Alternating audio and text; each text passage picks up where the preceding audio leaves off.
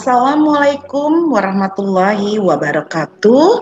Hari ini kita akan melanjutkan lagi materi kita berkaitan dengan kelas yang ada di moluska, yaitu gastropoda.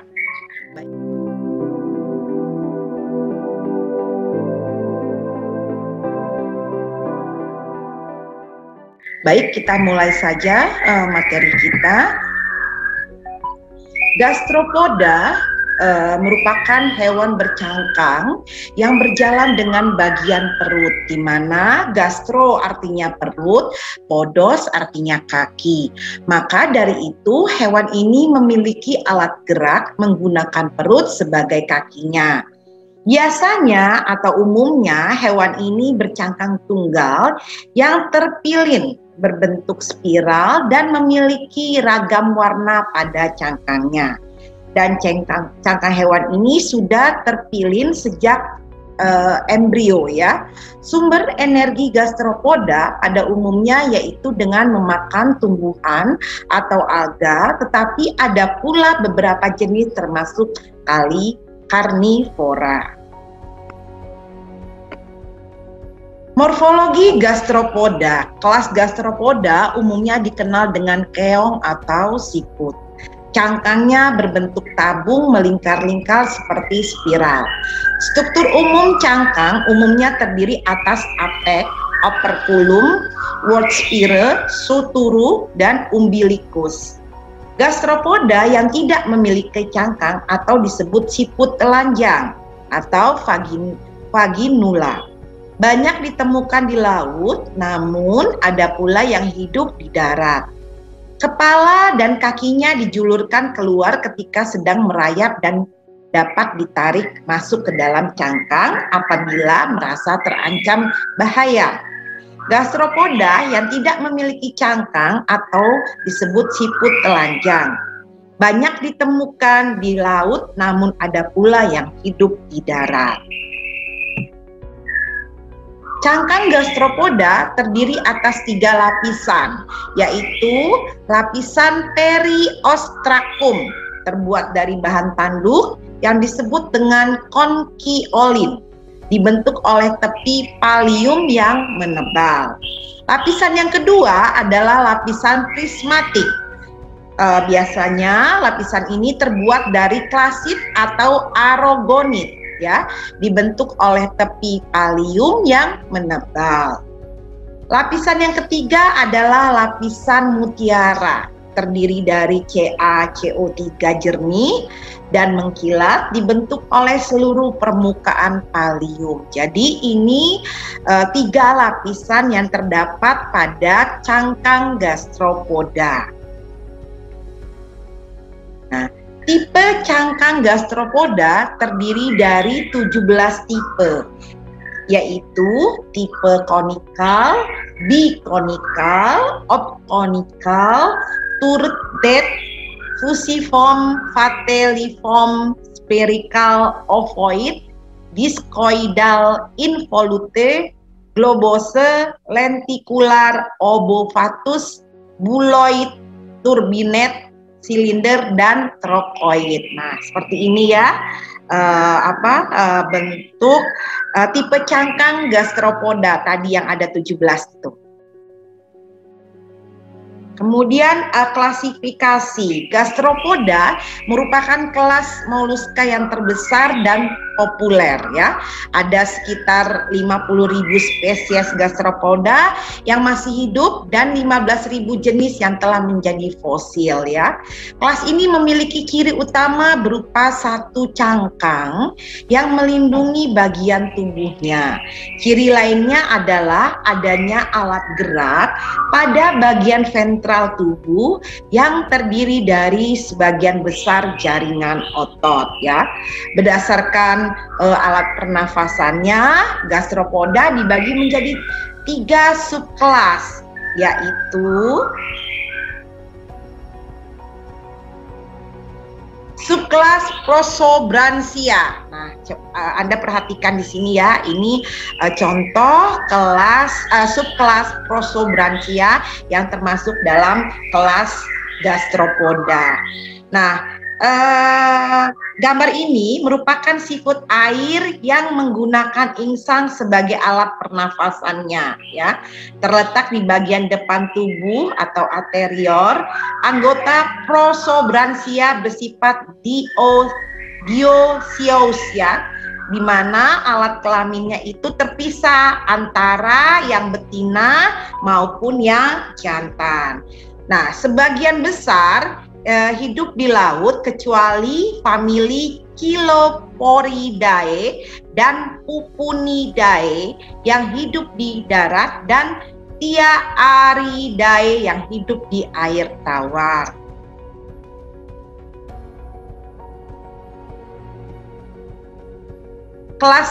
Subkelas yang kedua adalah Opistobranchia. Nah, di sini adalah contoh-contoh yang termasuk ke dalam Opistobranchia, ya. Subkelas Opistobranchia ini alat pernafasannya sama seperti subkelas Prosobranchia, yaitu insang dan dapat ditemukan di perairan laut. Ciri yang membedakan antara subkelas Opistobranchia dengan Prosobranchia adalah insang di subkelas Opistobranchia itu terletak pada bagian belakang tubuh, sedangkan di Prosobranchia itu kan ada di depan tubuh tadi. Kalau di belakang tubuh disebut posterior, ya. Kalau di depan berarti dia interior. Semua individu bersifat hermaprodit. Jadi subkelas Opistobranchia ini, ya, itu semuanya bersifat hermaprodit dan hidupnya di laut dengan cangkang yang relatif tipis. Bahkan beberapa spesies cangkangnya mereduksi dan hilang. Jadi ada yang bercangkang, ada yang mulai mengalami perubahan, ya, atau cangkangnya tereduksi, bahkan tidak ada cangkang sama sekali untuk subkelas Opistobranchia.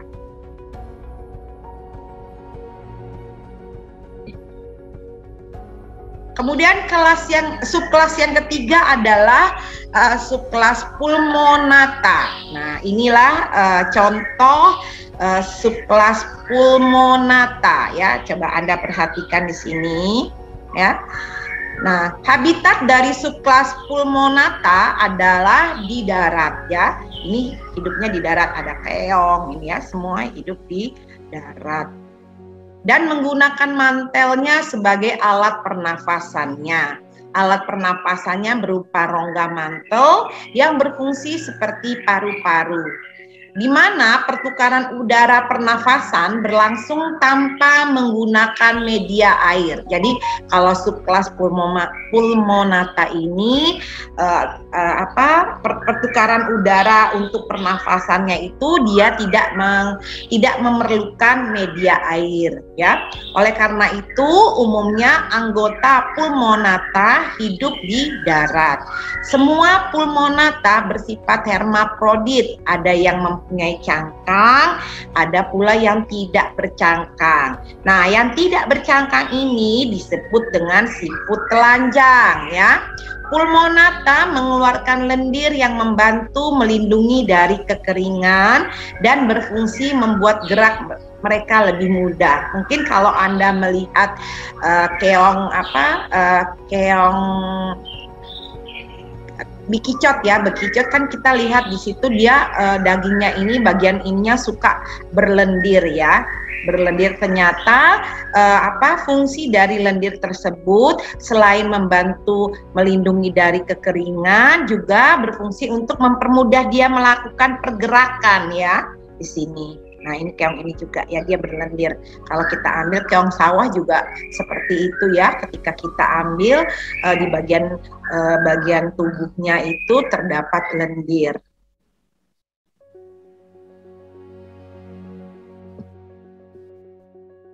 Kemudian anatomi gastropoda ya. Struktur anatomi gastropoda itu terdiri dari kepala, badan, dan alat gerak. Nah, ini gambar anatomi gastropoda ya. Kemarin juga Ibu sudah menjelaskan di dalam sub gastropoda itu seperti apa, kelas gastropoda itu seperti apa ya. Nah, kepala itu pada ujung depan menuju ke ventral terdapat mulut. Di bagian kepala ini ya, pada ujung depan menuju ke ventral terdapat mulut. Kemudian ada 2 pasang tentakel. Ya, pada ujung tentakel yang lebih panjang terdapat mata. Ini maksudnya ya. Nih ujungnya ini tentakel ini yang dimaksud dengan tentakel ya. Kemudian ada bagian leher. Ya. Pada sisi sebelah kanan terdapat lubang genital. Kemudian ada kaki ya.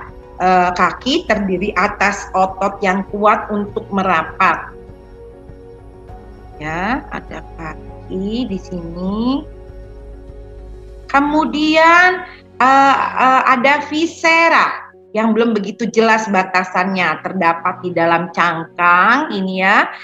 Viscera dalam cangkang berbentuk spiral ditutupi oleh mantel ya. Pada bagian tepi cangkang dekat kaki, mantel menjadi lebih tebal disebut gelangan atau kolar ya di sini ya kalau kita perhatikan ya.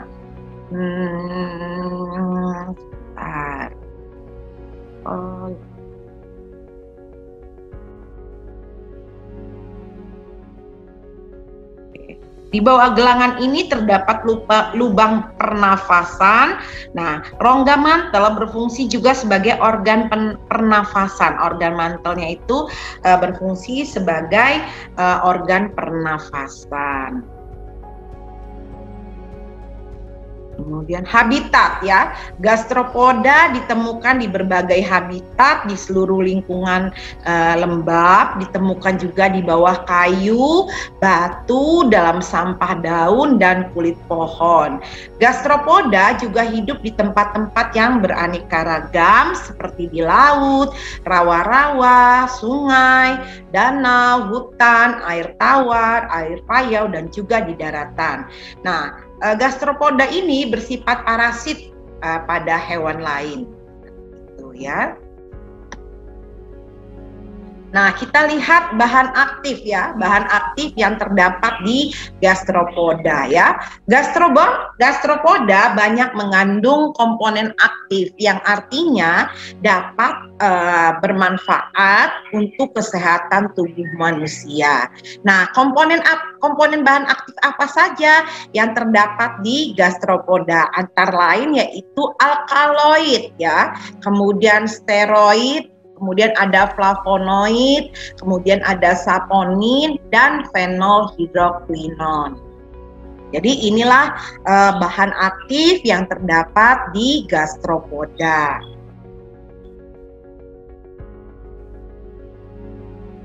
Pemanfaatannya, jadi gastropoda ini tadi kita tahu bahwa dia mengandung bahan aktif yang baik untuk kesehatan manusia. Jadi gastropoda ini ternyata mempunyai manfaat ya. Jadi segala sesuatu yang diciptakan oleh Allah itu tidak ada yang tidak bermanfaat. Nah, manfaat daripada gastropoda ini yang pertama, gastropoda memiliki fungsi ekonomis yang berkaitan dengan manfaat gastropoda.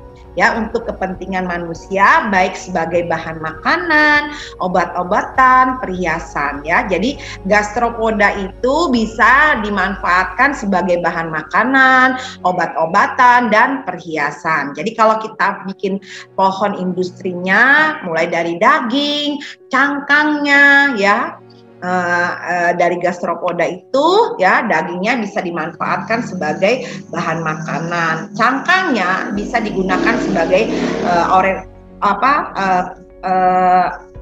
ornamen-ornamen untuk perhiasan. Kemudian bahan aktif yang dikandung di dalam gastropoda bisa digunakan untuk obat-obatan. Gastropoda sebagai bahan makanan yang mengandung protein tinggi, yaitu contohnya adalah haliotis atau abalone dan strombus kerang gonggong ya. Nah, untuk obat-obatan itu bisa dari abalone dapat diekstrak dan dibuat sebagai bahan makanan tambahan maupun obat-obatan yang berfungsi untuk mencegah berbagai penyakit. Kemudian untuk perhiasan, beberapa gastropoda misalnya jenis Crocus niloticus itu memiliki cangkang dengan lapisan mutiara yang bermutu tinggi. Bahan baku berbagai jenis industri seperti cat, kancing, perhiasan itu bisa menggunakan bahan aktif yang terdapat di gastropoda. Nah, ini pohon industri keong mas, salah satunya kita ambil adalah keong mas ya. Contoh gastropoda adalah keong mas ya. Di sini kita lihat keong mas terdiri dari daging dan cangkang, di mana dagingnya ini bisa dibuat menjadi keripik, bahan makanan ya, bahan makanan yaitu keripik, kerupuk, bisa dijadikan tepung, kemudian bisa dijadikan tongseng, bisa dijadikan sate, bahkan dapat dijadikan sebagai pakan ternak ya. Kemudian cangkangnya ini bisa dibuat sebagai tepung ya, tepungnya sebagai pakan ternak misalnya. Kemudian cangkang keong mas ini mengandung kitin. Nah, bisa digunakan untuk pengawetan buah ya, biar buahnya mempunyai masa simpan yang panjang. Bisa juga digunakan untuk obat-obatan dan kosmetika. Cangkang juga dibuat sebagai abu, di mana abu ini berperan sebagai absorben ya, bahan penyerap seperti itu. Jadi ini salah satu pohon industri dari kelas gastropoda, terutama keong mas. Baik, demikianlah materi kita hari ini. Mudah-mudahan dapat bermanfaat. Saya akhiri, wabillahi taufik walhidayah. Wassalamualaikum warahmatullahi wabarakatuh.